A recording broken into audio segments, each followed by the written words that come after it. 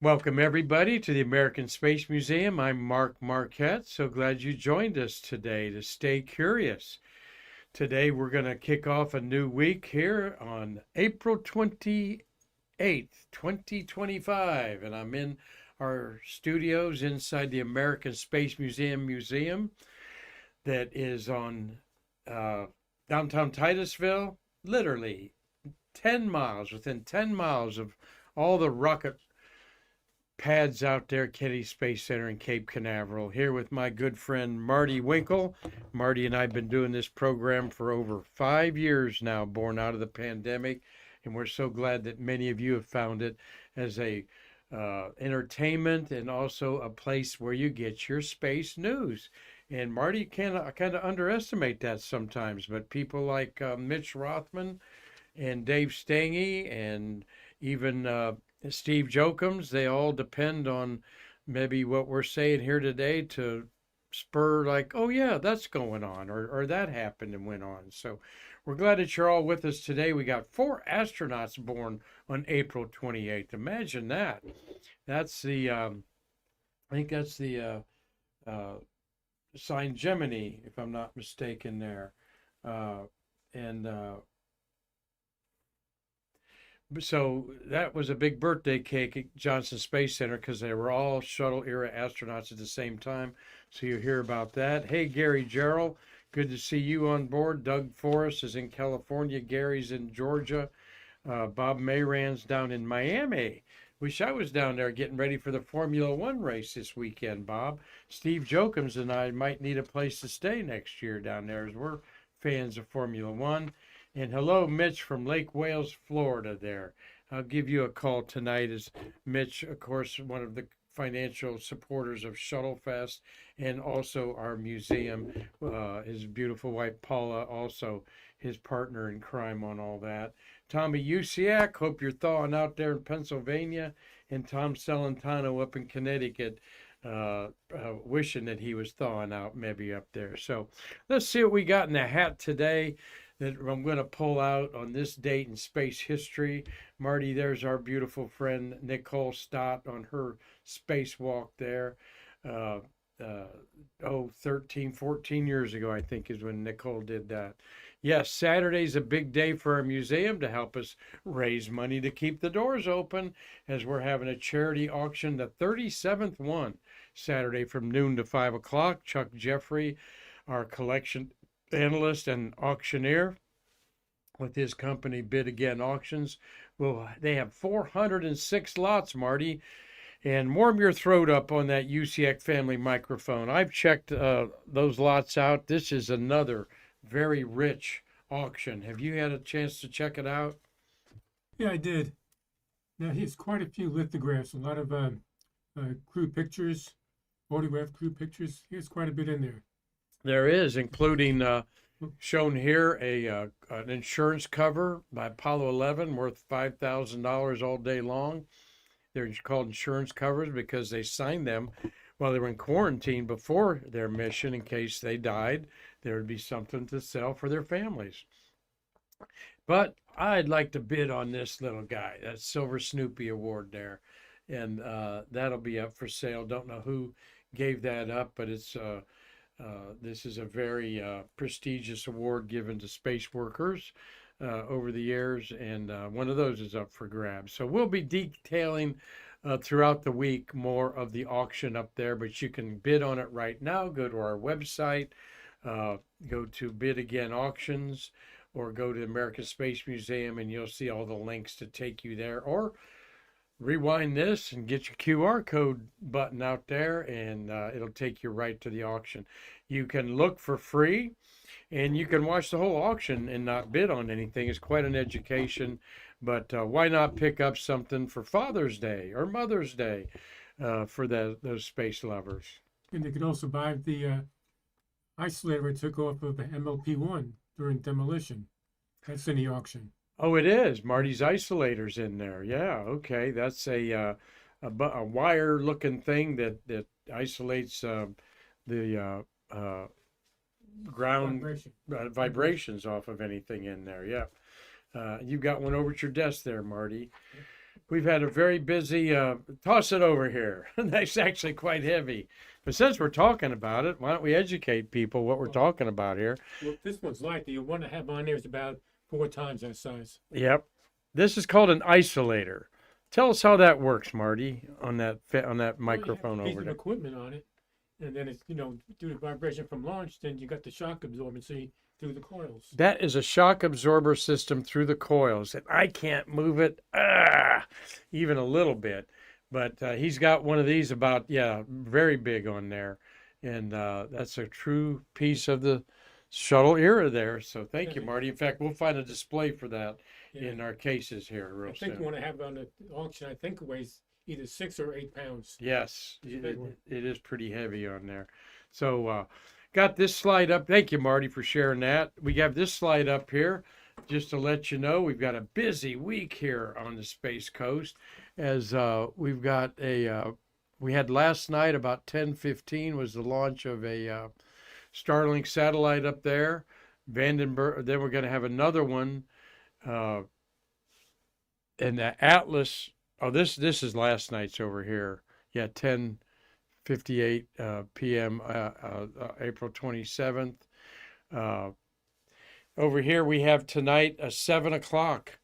Kuiper, the communication satellites for Amazon, is being launched by a United Launch Alliance rocket. Blue Origin's Amazon, Kuiper isn't launching on their New Glenn, which is an ironic thing. And Chris LeMarie will be there. Chris, we'll see a picture of his streak shot from last night. Thank you for contributing, Chris. Can't get enough pictures of her. Already had a temporary crew in there 25 years. I'm talking about this because how many people are orbiting the Earth right now, Marty? And we went over this Friday. It is 13 humans orbiting the Earth right now. Soon to be 10 because Shenzhou 19 will be coming back to Earth tomorrow, Tuesday. So China time, it'll probably be any time after the next few hours, probably after midnight would be over there. The next day, of course. So they're coming back after about 6 months in space, including a lady that's been up there on her first mission. And Shenzhou 20, that is called the Heavenly Boat, I believe is what Shenzhou means, or Star Boat, loosely in Chinese. Just recently up on the space station. So that'll just leave 3 on the Tiangong space station. We have 7 on the International Space Station. And that includes, let's see, that includes 3 Americans, 3 Americans, 3 Russians, and 1 JAXA astronaut there. And the 2 Americans, 2 American women are going to do a spacewalk tomorrow. Okay, Anne McLean, I've got their names over here.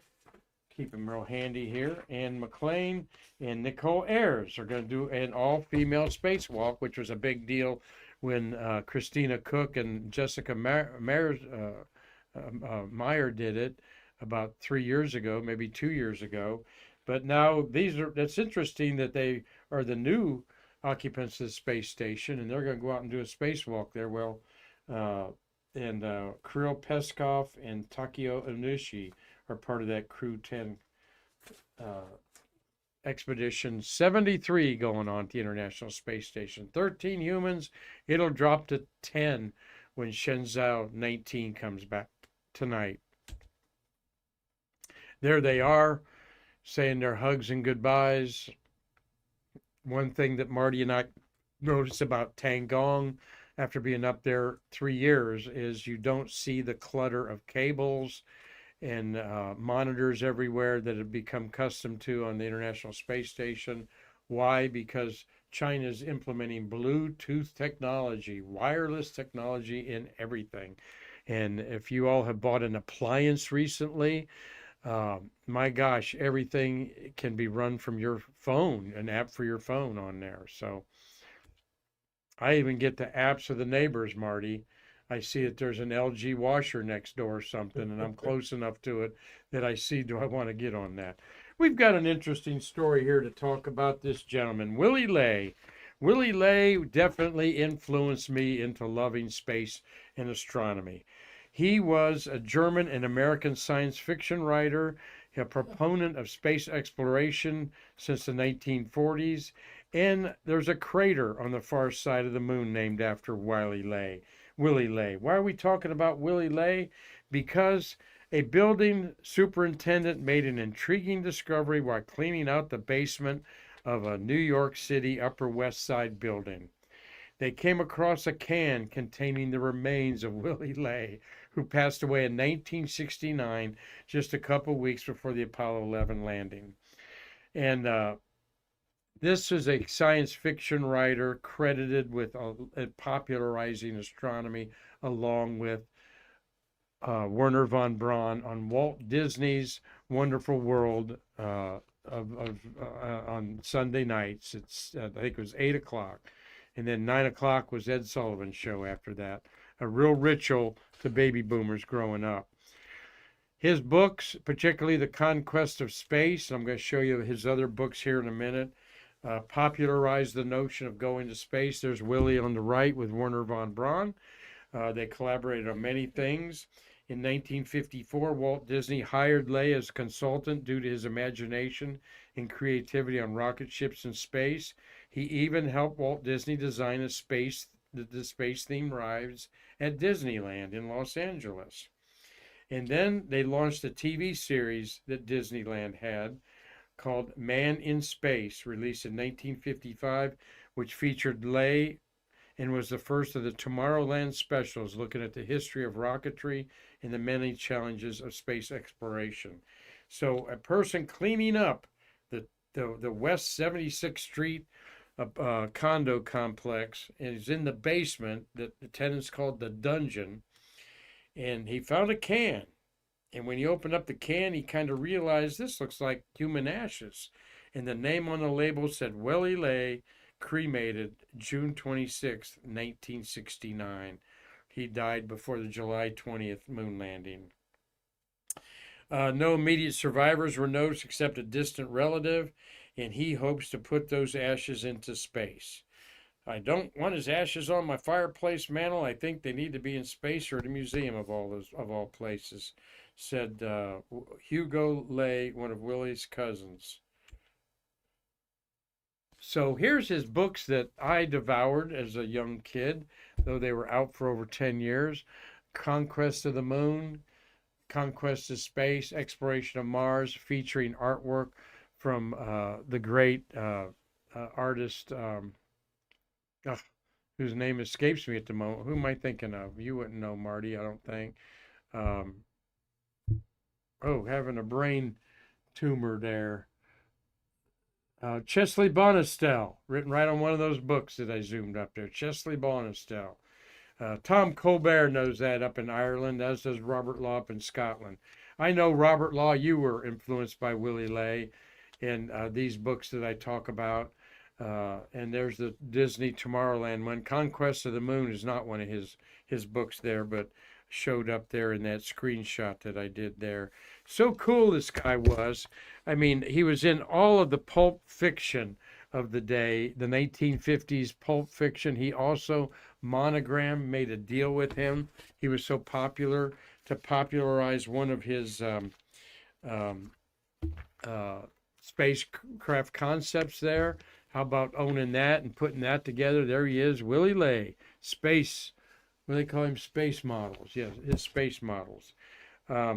He was also involved with Fritz Lang's Woman in the Moon, 1929, and helped work on the movie as an advisor. The models of the spaceship were part of Willy Ley's concepts on there. Maybe that's also credited in 1929, Woman in the Moon with the first 10, 9, 8, 7, 6 countdown.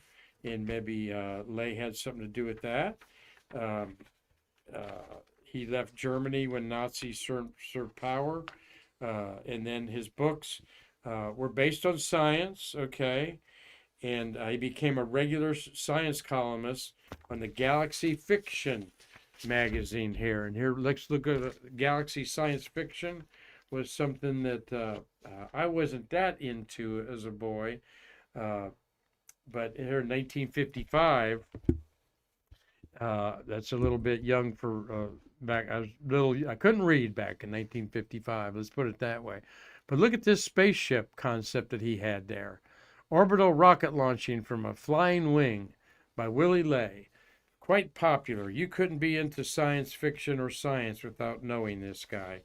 And like I said, I was very influenced by him. He collaborated on a lot of books with some great popularizers like Sir Patrick Moore in England also. But dig this one. I love this one. He combined, he was a zoologist, physics, and paleontology.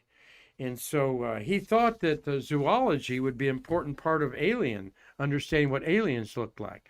And he wrote in Galaxy Science Fiction in April 1956, let's build an extraterrestrial.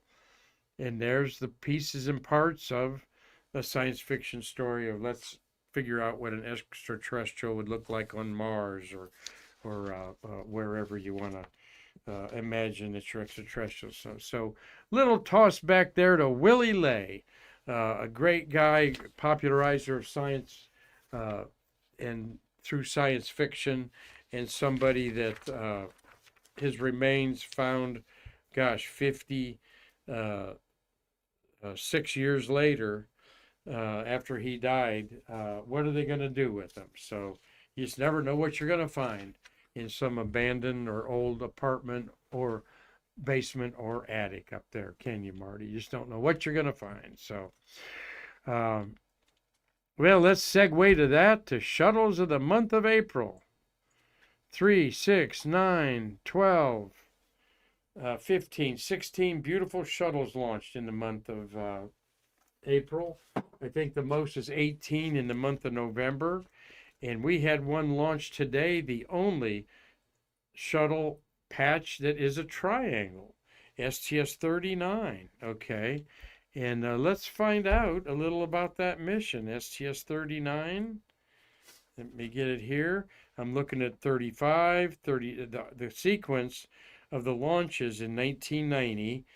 October was STS-41, then we launched STS-38 in November 1990, and then STS-35 Astro 1 in December 1990, then 37, the Gamma Ray Observatory in April 91, and then finally, this arrowhead shape of STS-39 launched April 28, 7:33 a.m., represents a skyward aim to learn more about the planet's atmosphere and space environment in support of the Department of Defense. That's why we don't know much about this mission.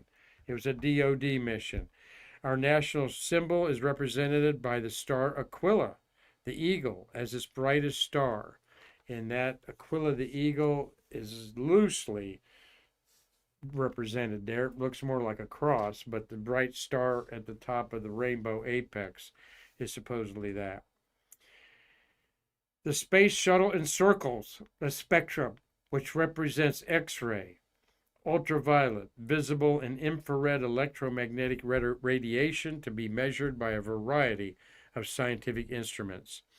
Experiments will be open within the payload bay and aboard a free-flying satellite which will be deployed and retrieved.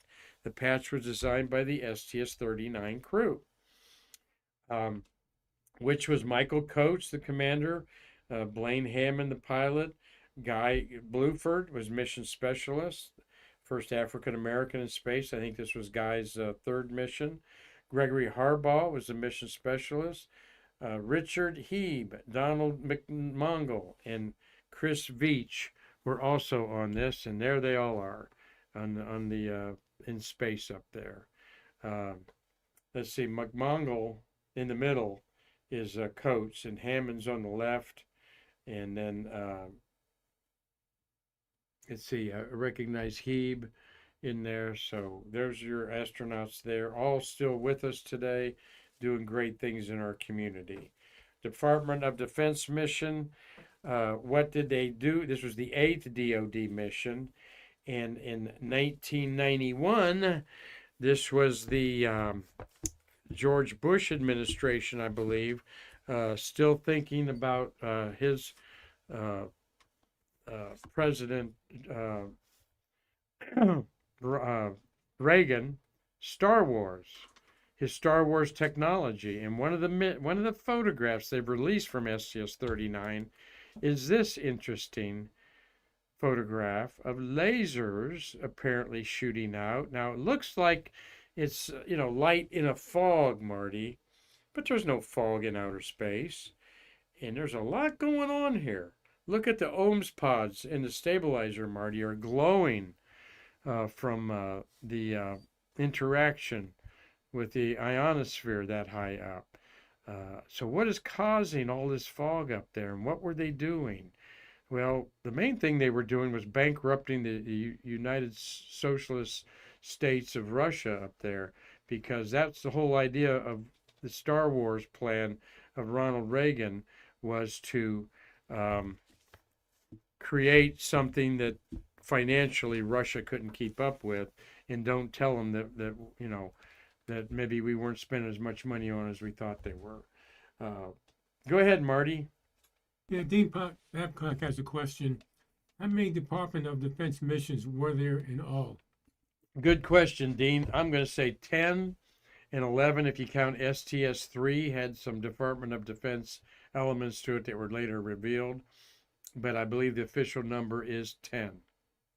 All done in 1991, 90, and I think another one in 92, right, in those years when George Bush assumed the presidency after being vice president to Ronald Reagan for 2 terms. So, and we'll do a show on that. I've wanted to do a show on DoD missions, and haven't quite put all that together with everything else I got going on here. So, all right, that's our shuttle of the month, or shuttle of the week. There, we'll talk more about a few of the shuttles of the month of April there.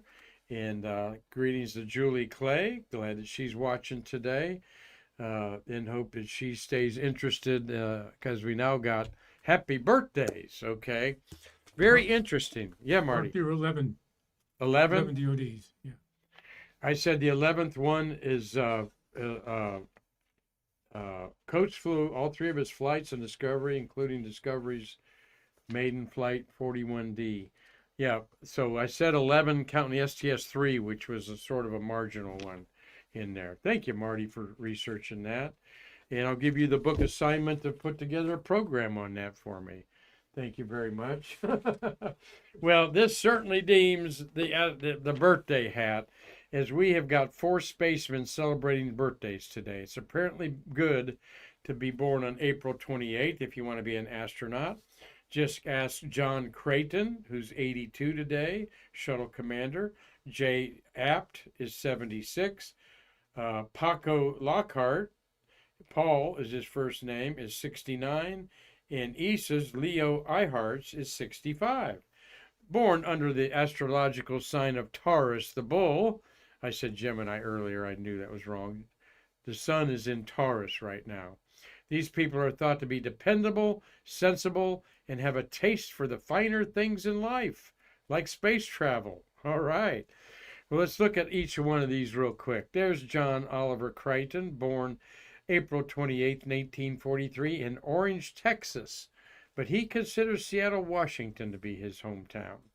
He's a Vietnam Navy pilot with a taste for fast cars and ski boats, and he was pilot of one mission, 51G, in 1985, and then commanded 2 space shuttle missions, STS-36 and STS-48. The next, there he is, looking young, always rocking that mustache, though. So love to, all these astronauts we just love to see out the Space Center. This is Dr. J. Jerome Apt III, was born in Springfield, Massachusetts on April 28, 1949. But again, he, as a baby, they hauled him out of Springfield, Massachusetts, and he grew up in Pittsburgh, Pennsylvania. All right. 4 space flights. Now, John Crichton's got 17 days in space. Jay's got 35 days on 4 space flights, 2 spacewalks, STS 37, 47, 59, and 79 were his missions. And he was director of the Carnegie Museum in Pittsburgh for many years. And there he is in his spacewalking outfit there. And then Paul Lockhart was born April 28, 1956, in Amarillo, Texas, graduating from Tascosa High School in 1974. Let's see, Tascosa. It's Tascosa High School in 1974. He's just a few years younger than me. Named Paco, nicknamed Paco. Don't know why. He was a test pilot for the F-16 aircraft, which was a big deal and probably got him high up there on the astronaut ladder. There he is. Selected in 1996, his 2 missions were STS-111, 3 aces, and 113, both in 2002. And I believe John Harrington was on 113. 27 days he spent visiting the space station. And this is ESA astronaut Leopold Eyharts, was born April 28, 1957, in Barats, Pyrenees Atlantiques, France.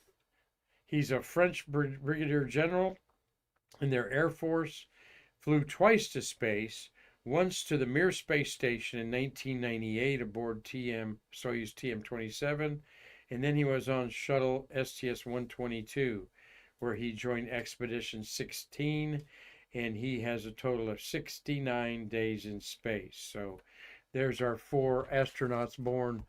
There's Paco. Well, I got him out of. Oh, there's I got Paco out of sync there. So there we go. Got him out of sync there. Don't know why, but there he is in his signature there on Endeavour. So there we have our 4 astronauts born today. And that's quite unusual to have 4. I think 3 is hit on 4 times in the year. So we end today's Stay Curious with this beautiful streak shot taken last night by Chris Lay-Marie. We talked about Willie Ley, L-E-Y, and this is a young photographer, Chris Lay-Marie, from Ohio, coming down here to practice his trade there. Nice streak shot. Looks like that's the Spaceview Park gazebo over there on the walkway there. So good shot by you there. And he's going to be photographing tonight the 7 o'clock launch of the Atlas Atlas V rocket is launching that on there. So, and Mitch Rothman's reminding us that on this day, April 28th in 2021, Michael Collins died, and I believe he was 90 years old. And Buzz Aldrin of Apollo 11 still kicking at age 96. So, of course, we lost Neil about 12 years ago, I think. So, thank you all for watching today. Hope you've enjoyed a little bit of space history, a little bit of look back at one of the influencers of early space travel, Willie Ley. Those shows on the Walt Disney Wide World of Tomorrowland and all that was just something else. I'm thinking of the Wide World of Sports.